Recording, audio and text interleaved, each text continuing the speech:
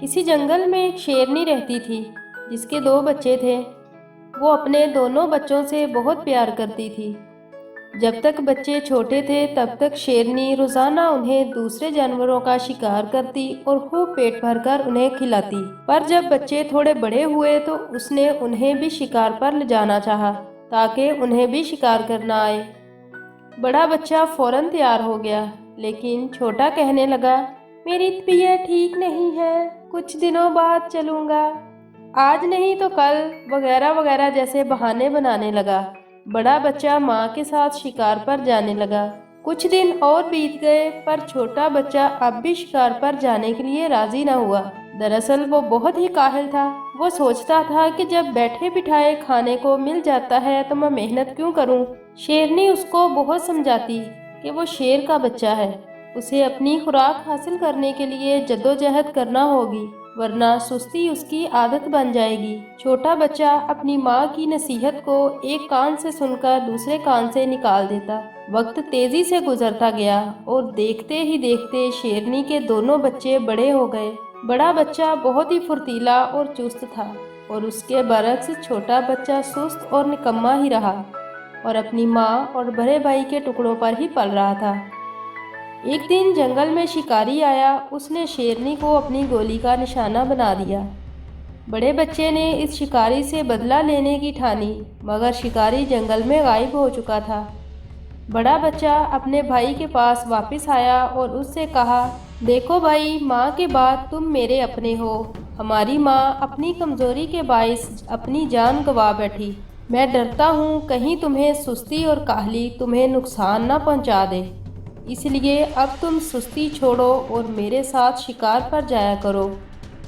ये सुनकर छोटा शेर गुस्से से भड़क उठा और धाड़ कर बोला, तुम मुझसे हसद करते हो, मेरी परवाह मत करो। मुझे खुदा ने पैदा किया है, वही मेरी हिफाजत भी करेगा, वही मुझे रिस्क भी देगा। इस पर शेर बोला, बेशक खुदा राज़िक है, उसने सबको पैदा किया और वही सबको रिस्क भी देता है, पर साथ ही वो ये भी कहता है कि तुम मेहनत करो, उसका फल मैं तुम्हें दूंगा। जब तुम रिस्क के लिए मेहनत नहीं करोगे तो वो तुम्हें रिस्क कहाँ से देगा। इस पर छोटा शेर बोला, मुझे ये नसीहत देने की ज़रूरत नहीं, मैं अपना अच्छा बुरा खूब समझता हूँ। अपने छोटे भाई की इस हठधर्मी पर बड़े शेर को बहुत दुख हुआ और वो खामोश होकर चला गया। दिन गुजरते चले गए। जब भी वो शिकार करता उसका एक हिस्सा उस तक पहुंचा देता और वो बड़ी बेहयाई का लिबास पहनकर उसे खूब मज़े से खाता। कुछ दिन बाद बड़े शेर के बीवी बच्चे हो गए। अब उसे अपने बच्चों को भी खाना खिलाना पड़ता था और अपने छोटे भाई को भी पालना पड़ता था। चुनाचे कभी कभी इसके नन्हे नन्हे बच्चे भूखे रह जाते। बच्चों को भूख से तड़पता देखकर रफ्ता रफ्ता बड़े शेर ने अपने छोटे भाई की बुरी आदतों से तंग आकर उसको उसके हाल पर छोड़ दिया। अब छोटा शेर भूखा रहने लगा। वो खा खा कर सुस्त हो गया था। शिकार की उसमें हिम्मत न थी।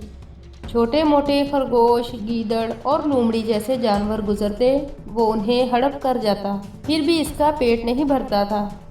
आहिस्ता आहिस्ता वो कमज़ोर होता गया। एक दिन भूखा चूहा इस शेर के पास से गुजरा। उसने शेर को मुर्दा समझा और इसके कान कुतर कुतर कर खाने लगा। पेट भरकर चूहा खुशी से अपने साथियों के पास गया और उन्हें खुशखबरी सुनाई। वो सब भी नारे लगाते इस पर चढ़ गए और मनचाहे हिस्से से गोश्त नोच नोच कर खाने लगे। इस तरह ये कमज़ोर और छोटी सी जंगल की मखलूक जंगल के बादशाह को इबरतनाक इंजाम तक ले गए।